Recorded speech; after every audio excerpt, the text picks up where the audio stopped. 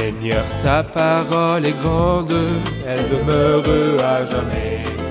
Ta parole est infaillible, rien ne peut la supprimer. Bienvenue chers téléspectateurs ainsi qu'à tous nos téléspectateurs dans le monde entier dans un nouvel épisode de notre émission d'études quotidiennes toute la Bible. Nous sommes arrivés dans notre étude au livre des Actes des Apôtres, chapitre 2, à partir du verset 14. Permettez-moi d'abord d'accueillir notre invité au studio, le frère Youssef Riyad. Bienvenue frère Youssef. Merci frère. Honoré de vous avoir. Bienvenue aussi à nos invités qui sont avec nous. Bienvenue. Que Dieu vous bénisse. Frère Youssef, je vais lire quelques versets en commençant par le verset 14. Allez-y. Alors Pierre, debout, avec les 11 apôtres, s'exprima d'une voix forte en ces termes. « Hommes de Judée et vous tous qui séjournez à Jérusalem, comprenez ce qui se passe et prêtez l'oreille à mes paroles. Ces gens ne sont pas ivres comme vous le supposez, car il est 9 heures du matin. Mais maintenant se réalise ce qu'a dit le prophète Joël. Dans les derniers jours, dit Dieu, je déverserai de mon esprit sur tout être humain. Vos fils et vos filles prophétiseront, vos jeunes gens auront des visions et vos vieillards auront des rêves. Oui, sur mes serviteurs et sur mes servantes, durant ces jours-là, je déverserai de mon esprit et ils prophétiseront. Je ferai des prodiges en haut dans le ciel et des signes miraculeux en bas sur la terre, du sang, du feu et une vapeur de fumée. Le soleil se changera en ténèbres et la lune en sang, avant l'arrivée du jour du Seigneur, de ce jour grand et glorieux. Alors toute personne qui fera appel au nom du Seigneur sera sauvée. Israélites, écoutez ces paroles. Dieu vous a désigné Jésus de Nazareth en accomplissant par lui, au milieu de vous, des miracles, des prodiges et des signes, comme vous le savez vous-même. Cet homme vous a été livré suivant le projet défini et la prescience de Dieu. Vous l'avez arrêté, vous l'avez fait mourir sur une croix par l'intermédiaire d'hommes impies, mais Dieu a brisé les liens de la mort, il l'a ressuscité parce qu'il n'était pas possible qu'elle le retienne. Frère Youssef, le discours de Pierre pour réfuter l'allégation des gens qui disaient qu'ils étaient ivres, il réfute cette allégation et dit que ce qui s'est passé s'est réellement passé et il fait le lien avec la prophétie de Joël. Parlez-nous du lien entre ce qui s'est passé le jour de la Pentecôte et la prophétie de Joël. Ce qui s'est passé le jour de la Pentecôte correspond-il exactement à toute la prophétie de Joël? Je dirais tout d'abord que notre Bible sainte est magnifique, parce qu'il y a un lien étroit, essentiel et vital entre l'Ancien et le Nouveau Testament. Le sermon de l'apôtre Pierre est rempli de citations de l'Ancien Testament, à tel point que ses propres paroles sont rares. Il mentionne à peine ce qui s'est passé, mais il s'appuie davantage sur les paroles de la Bible sainte. Et cela nous montre que les deux testaments de la Bible sainte sont en réalité un seul livre. Et ce qui est écrit dans l'Ancien Testament s'est accompli dans le Nouveau Testament, et ce qui est écrit dans le Nouveau Testament a ses ombres et ses symboles dans l'Ancien Testament. Quant à la prophétie de Joël, l'apôtre Pierre, la précision de l'inspiration, n'a pas dit pour que s'accomplisse ce qu'avait annoncé le prophète Joël. Quand une prophétie s'accomplit entièrement, nous avons l'expression qui se répète dans toute l'inspiration pour que s'accomplisse ce qui avait été annoncé. La Vierge mettra au monde un fils, ce n'est pas un accomplissement partiel, mais c'est plutôt un accomplissement total, et c'est pourquoi, afin que s'accomplisse ce que le Seigneur avait annoncé par le prophète Ésaïe, il a dit ceci. Ici, il ne dit pas pour que s'accomplisse ce qui avait été annoncé par le prophète Joël, mais plutôt c'est ce qui a été dit par le prophète Joël. Il leur dit, si vous êtes surpris par ce qui se passe devant vous, n'avez-vous pas le livre de Joël? Ne parle-t-il pas de signes et de prodiges qui se produiront? Alors donc, si vraiment vous avez ceci, c'est-à-dire que ce qui s'est passé devant vos yeux est une partie de ce qui a été dit dans Joël. Et c'est pourquoi il n'a pas dit afin que s'accomplisse ce qu'avait annoncé Joël. Cela s'accomplira sous le règne du Christ et dans la grande tribulation. Lorsque viendra la grande tribulation, ensuite le règne du Christ, il s'accomplira dans son intégralité. Mais ici, nous avons un accomplissement partiel. C'est ce qui a été dit par le prophète Joël. Pour mettre de l'ordre dans les idées des téléspectateurs, quelles sont les similitudes entre la prophétie de Joël et le jour de la Pentecôte et les choses qui ne se sont pas produites le jour de la Pentecôte et qui se produiront par la suite? Eh bien, par exemple, ici, dans la prophétie de Joël, je déverserai mon esprit sur tout être humain. Est-ce que le Saint-Esprit s'est déversé sur tous les êtres humains le jour de la Pentecôte? Non, bien Bien sûr. sûr que non. Il a été à peine déversé sur les 120 personnes qui étaient là. Et puis après cela, il s'est étendu à 3000 autres. Mais Joël dit, je déverserai mon esprit sur tout être humain. Et en plus, les signes et les prodiges dans le soleil, la lune, les ténèbres, la fumée et ce genre de choses n'ont pas eu lieu le jour de la Pentecôte. Il n'y a pas eu non plus de rêves et de visions, mais nous lisons qu'il y a eu le parler en langue. Comme si l'apôtre Pierre avait dit, n'est-ce pas, qu'il y a des miracles et des prodiges dans la prophétie de Joël. Ces choses-là que vous avez sous les yeux sont du même genre. Et en plus, la dernière phrase par laquelle il termine ce paragraphe, alors toute personne qui fera appel au nom du Seigneur sera sauvée, s'accomplira dans l'avenir. Et c'est également accompli le jour de la Pentecôte, quand toute personne qui a fait appel au nom du Seigneur a été sauvée. L'apôtre Pierre commence au verset 22, « Israélites, écoutez ces paroles. » Et j'ai imaginé que, parce qu'il voulait leur expliquer que ce qui s'était passé était dû à la descente du Saint-Esprit, qu'il allait parler du Saint-Esprit. Non, il n'a pas parlé du Saint-Esprit. Il a commencé par dire « Dieu vous a désigné Jésus de Nazareth, etc. » Pourquoi a-t-il parlé du Christ et non du Saint-Esprit? Parce que le Christ avait dit à ses disciples, vous serez mes témoins lorsque le Saint-Esprit viendra sur vous. Le Saint-Esprit viendra non pas pour vous occuper du Saint-Esprit, mais plutôt pour vous occuper de moi. Vous recevrez une puissance d'en haut lorsque le Saint-Esprit viendra sur vous et vous serez mes témoins. Et si nous allons à l'évangile de Jean au chapitre 15 et au chapitre 16, nous entendrons le Christ parler de la venue du Saint-Esprit en disant « Il viendra, me rendra témoignage, et vous aussi vous me rendrez témoignage parce que vous êtes avec moi dès le début. » C'est au chapitre 15. Quand nous allons au chapitre 16, le Christ dit à propos du Saint-Esprit « Il révélera ma gloire parce qu'il prendra de ce qui est à moi et vous l'annoncera. » Pierre, qui était rempli du Saint-Esprit, comme nous l'avons vu au début du chapitre, a dit des paroles que le Saint-Esprit lui-même voulait annoncer aux autres, à savoir le salut du Christ, car toute personne qui fera appel au nom du Seigneur sera sauvée. Donc la mission du Saint-Esprit est de parler du Christ, de glorifier le Christ. Et Pierre l'a compris, et il s'est mis à parler du Christ. Très bien. Frère Youssef, pour compléter le discours de Pierre, il dit « Dieu vous a désigné Jésus de Nazareth en accomplissant par lui, au milieu de vous, des miracles, des prodiges et des signes. » Il est clair à la lecture superficielle que Jésus-Christ est un homme et que tous les signes et les prodiges, Dieu les a accomplis par lui. Avec la permission de Dieu, sur l'ordre de Dieu, qu'en dites-vous? Eh bien, je dis non, ce verset-là n'est pas toute la Bible. Et il est aussi écrit. Lorsque Satan a tenté le Christ, il lui a dit « c'est écrit ». Le Christ lui a répondu en disant « il est aussi écrit ». Le Christ est un homme, bien sûr, désigné par Dieu en accomplissant des miracles, des signes et des prodiges, bien sûr. Mais est-ce qu'il est uniquement cela? Non, il est plus que cela. Il sera grand et sera appelé Fils du Très-Haut. Alors, il est grand en lui-même, il est le Fils du Très-Haut. Il est celui qui a fait des miracles par sa propre puissance. Comme il l'a dit de la résurrection de Lazare, cette maladie n'aboutira pas à la mort, elle servira à la gloire de Dieu, afin qu'à travers elle, la gloire du Fils de Dieu soit révélée. Alors donc, l'œuvre était pour la gloire du Fils de Dieu. Il n'est pas juste un homme, mais il est un homme. Parce qu'il savait très bien cela. Pierre leur a dit, vous le savez bien, comme nous le lisons ici, Pierre dit, Dieu vous a désigné Jésus de Nazareth en accomplissant par lui au milieu de vous des miracles et des prodiges et des signes, comme vous le savez. Vous-même, Pierre leur parle de ce qu'il savait. Et ensuite, il continue et il leur parle de la croix et il savait cela aussi. Il leur parlera ensuite de la résurrection du Christ. Et là, c'est quelque chose qu'ils ne savaient pas du tout. Jésus-Christ n'était pas qu'un homme. Il était un homme, c'est vrai, un homme parfait, et il a fait des miracles, mais il n'était pas qu'un être humain. Il n'était pas qu'un homme, il est Dieu qui est apparu comme un homme. Donnez-nous un exemple qui prouve que quand le Christ a fait un miracle, il l'a fait de lui-même, sans demander la permission de Dieu pour faire le miracle, pour prouver que c'était de lui-même.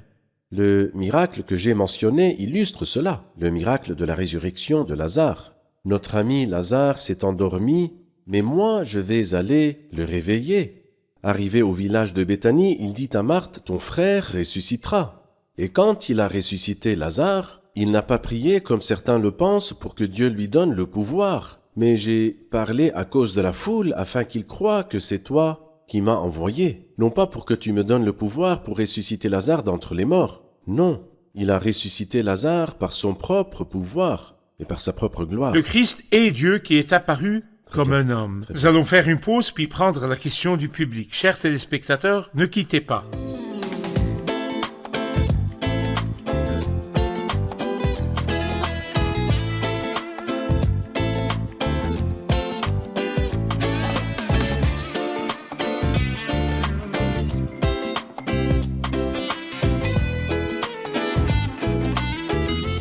Nous revoici, chers téléspectateurs, pour rencontrer nos invités. Bienvenue. Qui a une question? Allez-y, Youssef. La foule qui se tenait près de la croix était-elle responsable de la mort du Christ? Et si cette croix était inévitable, pourquoi blâmer les gens qui l'ont crucifié? Les paroles de Youssef sont peut-être liées au verset 23. Cet homme vous a été livré suivant le projet défini et la préscience de Dieu. Les foules qui se tenaient là ont-elles vraiment tué le Christ? Puisqu'il dit qu'il a été livré suivant le projet défini et la préscience de Dieu, la croix était inévitable. Eh bien, je vois une double réponse à cette question. Tout d'abord, il y a un très beau cantique qui dit « Est-ce que tu t'es vu en ceux qui t'ont crucifié? Est-ce que tu t'es vu en ceux qui t'ont torturé? » En ce sens, que j'ai effectivement crucifié le Christ par au moins deux choses. Premièrement, par mes péchés. Si ce n'était pas pour mes péchés, et les péchés du cher téléspectateur, le Christ ne serait pas allé à la croix, parce que ce sont en fait mes péchés qui l'ont conduit à la croix. La deuxième chose, c'est que j'étais moi-même présent là, représenté par ceux qui étaient sur la scène de la croix et qui criaient en disant « Crucifie-le, crucifie-le ». Si j'avais été à leur place, j'aurais fait la même chose. Cependant, moi je n'étais pas présent, mais il y avait là des personnes qui me représentaient, des personnes qui détestaient le Christ. Sans aucune raison, si ce n'était pas de la grâce de Dieu, j'aurais continué à être hostile et à détester le Christ, sans raison, comme le font des millions de personnes aujourd'hui. Oui, j'ai crucifié le Christ par mes péchés, et étant représenté par ceux qui l'ont crucifié, je l'ai crucifié. Quant à la faute des gens, et la suite du verset dit « Vous l'avez fait mourir sur une croix par l'intermédiaire d'hommes impies ». Oui, la préscience de Dieu, bien sûr, parce que Dieu sait toutes choses. Et le projet défini de Dieu, bien sûr, parce que Dieu ne réagit pas aux événements, mais il crée des événements. Mais quand ils ont crucifié le Christ, ils n'accomplissaient pas les prophéties. Ils n'accomplissaient pas le projet défini de Dieu, mais ils accomplissaient leur propre méchant projet, dans une haine sans précédent de Dieu et de son Fils. En outre, à partir du verset 25, l'apôtre Pierre cite quelques passages de l'Ancien Testament. Une citation qui prouve la résurrection du Christ et que son corps ne connaîtra pas la décomposition. Tu me fais connaître le sentier de la vie. Et une citation qui prouve que le Christ est le détenteur du trône du royaume, qui viendra s'asseoir sur le trône de David. Quels sont exactement les livres d'où proviennent ces citations et quel est leur lien avec l'Ancien Testament? Eh bien, si nous ajoutons à la citation de Joël, chapitre 2, dans les versets précédents, il y a dans son sermon, si je puis le dire, à partir du verset 22, des citations de 3 chapitres, et les 3 sont tirés du livre des psaumes. Et ce qui est merveilleux, c'est que le livre des psaumes, qui se compose de chants, de psaumes et d'hymnes, contient en plus une partie prophétique. Et c'est pourquoi nous lisons dans le psaume 16 la citation qui se trouve au verset 25. En effet, David dit « Je voyais constamment le Seigneur devant moi ». Et il continue à parler jusqu'à ce qu'il ait parlé de la résurrection du Christ. Ensuite, après cela, au verset 30, il amène en fait cette citation du psaume 132, verset 11. C'est une autre citation, comme quoi le Christ est le roi qui s'assiera sur le trône de David, comme l'a dit l'ange Gabriel dans son annonciation à la bienheureuse Vierge Marie. C'est ce Jésus que Dieu a ressuscité. Nous en sommes tous témoins. Élevé à la droite de Dieu, il a reçu du Père le Saint-Esprit qui avait été promis, et il l'a déversé comme vous le voyez et l'entendez maintenant. Que signifie élevé? Que signifie il a reçu le Saint-Esprit qui avait été promis et il l'a déversé? Comment il a reçu le Saint-Esprit et il l'a déversé?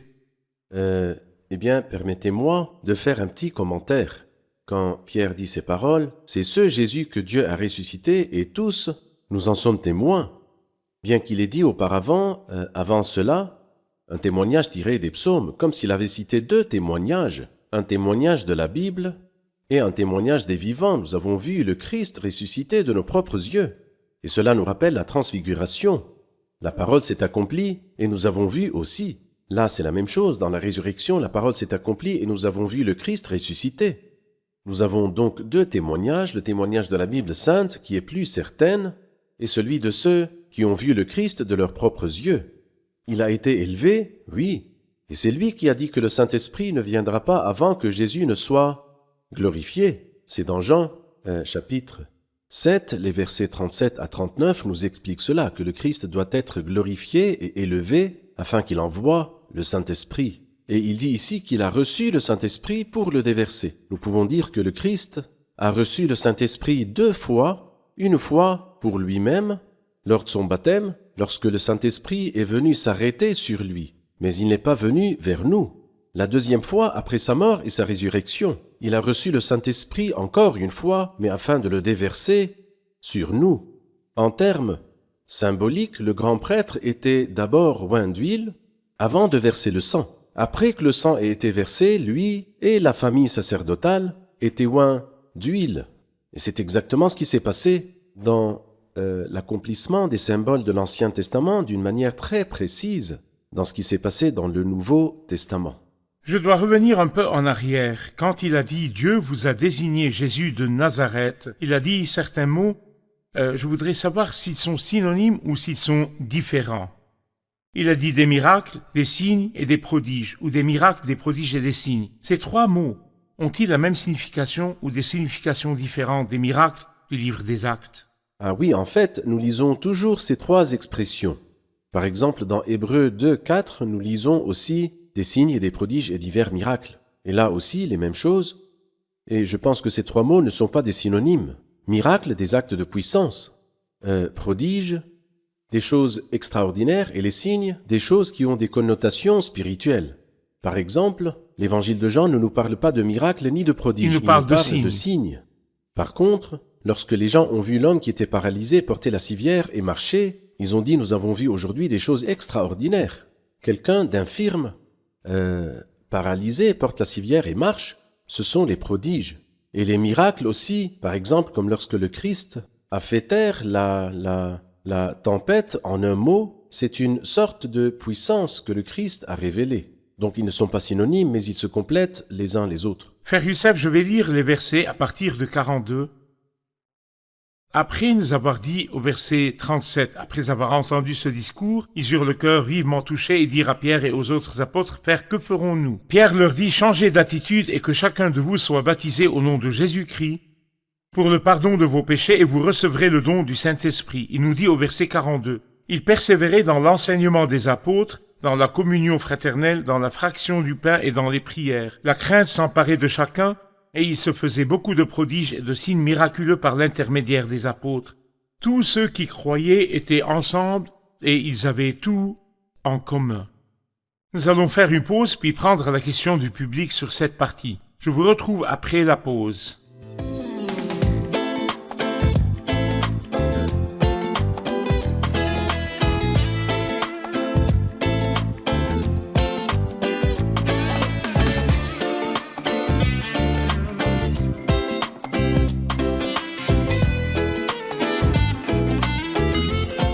Nous revoici, chers téléspectateurs, pour prendre la question des invités. La question: que signifie « il persévérait dans l'enseignement des apôtres, dans la communion fraternelle, dans la fraction du pain et dans les prières ».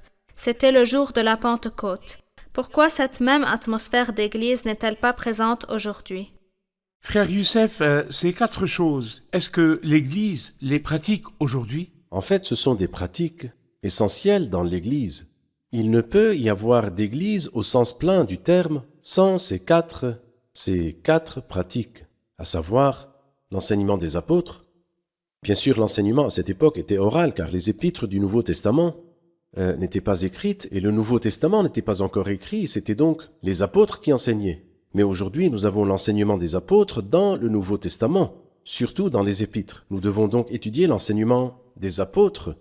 Ensuite, la communion fraternelle, c'est merveilleux que nous soyons unis. Nous avons des choses en commun, nous avons des intérêts communs, nous avons un but commun, la communion. Puis la fraction du pain en souvenir du Christ. Parce qu'il a institué le repas du Seigneur, la nuit de sa passion, il a dit « Faites ceci en souvenir de moi ». Et cela s'appelle dans le livre des Actes des Apôtres, que ce soit dans Acte 2 ou dans Acte 27, ça s'appelle la fraction du pain. Et la prière, Aucune Église ne peut subsister sans prière.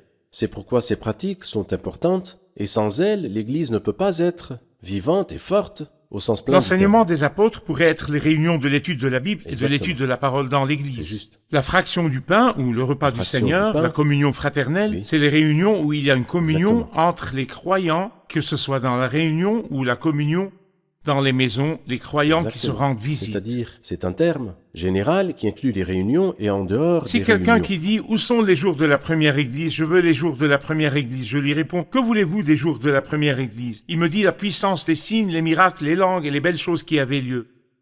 La première église était-elle la seule voici. à être comme ça? Oui, la voici. L'image ici est merveilleuse. Et si nous la pratiquons et y persévérons, alors nous vivrons dans l'atmosphère spirituelle sublime de la première Église. Je voudrais revenir aux paroles de l'apôtre Pierre au verset 38 ou au verset 37. Après avoir entendu ce discours, ils eurent le cœur vivement touché et dirent à Pierre et aux autres apôtres, « Frères, que ferons-nous » La question, que ferons-nous? Pierre leur dit, « Changez d'attitude et chacun de vous soit baptisé au nom de Jésus-Christ pour le pardon de vos péchés et vous recevrez le don du Saint-Esprit. » L'ordre est donc le suivant, repentance, puis baptême, puis pardon des péchés, puis recevoir le don du Saint-Esprit. Cet ordre existe-t-il aujourd'hui? Je pense que pas exactement, parce que c'était une situation spéciale pour les Juifs qui étaient pieux, qui, après avoir entendu le discours, eurent le cœur vivement touché, ils étaient touchés par les paroles. Alors donc, il n'a pas parlé de la foi parce que leur question montre très bien qu'ils croyaient. Que ferons-nous? Ils devaient alors, pour que leurs péchés soient pardonnés et pour recevoir l'Esprit Saint, ils devaient se repentir, parce qu'ils faisaient encore partie de la nation qui a crucifié le Christ, et proclamer cette repentance non pas seulement par des mots, mais aussi par le baptême, comme s'ils rompaient leur relation avec la nation juive pour se rattacher au Christ, à Jésus de Nazareth rejeté par la nation. C'est pourquoi il leur dit changer d'attitude. Et la repentance doit être pratique, que chacun de vous soit baptisé au nom de Jésus-Christ pour le pardon de vos péchés. Lorsque vos péchés seront pardonnés, vous recevrez le don du Saint-Esprit. Mais si nous allons par exemple au chapitre 10, lorsqu'il s'adresse à Corneille, un homme pieux, il lui a pas dit de se repentir de quoi? Mais il devait plutôt lui parler de la foi. Il lui dit donc, tous les prophètes rendent de lui le témoignage, que toute personne qui croit en lui reçoit par son nom le pardon des péchés. Et comme ils écoutaient ces paroles, ils crurent, et le Saint-Esprit est venu sur eux avant le baptême. C'est-à-dire, dans Acte 10, Corneille a reçu le don du Saint-Esprit avant d'être baptisé. Et il a aussi parlé en langue avant le baptême chrétien. Et je pense que c'est ce qui arrive aujourd'hui, que s'il y a quelqu'un qui vient d'un pays lointain, loin de Jésus-Christ, cette personne doit d'abord croire, et lorsqu'elle croit, elle recevra le don du Saint-Esprit, et le résultat de tout cela est qu'elle sera baptisée. Le modèle d'acte 2 est donc différent du modèle d'acte 10. Exactement, Le modèle d'acte 2 est pour la nation juive. c'est juste. Pour les croyants qui étaient encore dans le cercle juif, Exactement. il veut qu'ils se repentent de la participation de toute la nation au crime du meurtre du Christ. C'est ce que vous voulez dire. C'est pourquoi il leur dit « Sauvez-vous de cette génération pervertie », Très bien. à savoir la nation juive. Mais la situation des chrétiens aujourd'hui est la repentance, la foi, accepter le Christ comme sauveur personnel, habitation du Saint-Esprit, le baptême vient en dernier lieu. Parfait. Par suite de cette foi, il dit « Ceux qui acceptèrent sa parole, verset 41, furent donc baptisés, et ce jour-là, le nombre des disciples augmenta d'environ 3000 personnes. » Il nous dit un chiffre, un très beau chiffre, 3000 personnes. Vous vous souvenez peut-être que quand la loi a été donnée, 3000 personnes ont été tuées. Quand le Saint-Esprit est descendu, 3000 personnes ont été sauvées. De quoi cette image nous parle-t-elle? Du ministère de la mort et du ministère de la justice. C'est ce que dit clairement le chapitre 3 de la deuxième épître aux Corinthiens. Dans 2 Corinthiens chapitre 3, il nous dit le ministère de la loi est un ministère de condamnation. Et c'est pourquoi il a été tué ce jour-là, le jour où la loi a été donnée, 3000 personnes. La loi de l'Ancien La loi, Testament. c'est la loi de Moïse qui a été donnée au peuple terrestre. Mais ici, lorsque le Saint-Esprit est descendu, au contraire, un ministère, et c'est pourquoi l'apôtre Paul nous dit que la lettre tue, mais que l'Esprit fait revivre. Beaucoup de gens interprètent mal ce verset. Ils disent qu'il ne faut pas s'en tenir à la lettre de la Bible sainte. La lettre qui tue, si nous lisons bien le texte de la deuxième épître aux Corinthiens chapitre 3, c'est la loi. La loi qui tue, le ministère de la mort et son nom. Mais pas s'en tenir à la parole de Dieu, non, s'en tenir à elle est notre devoir. Mais l'Esprit fait vivre, c'est-à-dire le Saint-Esprit. C'est comme le Christ l'a dit dans Jean 6, c'est l'Esprit qui fait vivre. Donc l'Esprit Saint a sauvé 3000 personnes, la loi a tué 3000 personnes, le ministère de la mort et le ministère de la justice. Peu après, l'Église a commencé à mûrir et à grandir. 120 personnes dans une chambre haute. Après quelques heures ou peut-être quelques jours, ils ont augmenté de 3000 personnes et l'Église s'est multipliée. Et c'est ce qu'a dit le Seigneur Jésus, « Sur ce rocher, je construirai mon Église ». Merci frère Youssef, que Dieu vous protège. bénisse. Amen. Je vous retrouve dans le prochain épisode, que le Seigneur soit avec vous. Seigneur, ta parole est grande, elle demeure à jamais. Ta parole est infaillible, rien ne peut la supprimer.